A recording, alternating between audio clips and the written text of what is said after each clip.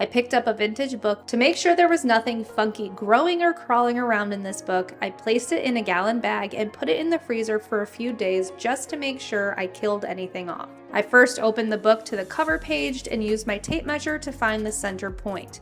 Then I lined up the center of the mechanism with that mark. I used a sharp X-Acto knife to start cutting around that traced outline, but eventually had a large enough square for the component to be nested inside the book. Next, I measured the outer cover of the book from the inside of the binding to the edge and found the middle point. I started with a smaller drill bit, then ended up having to use a larger one to accommodate the screw that is attached to the mechanism box.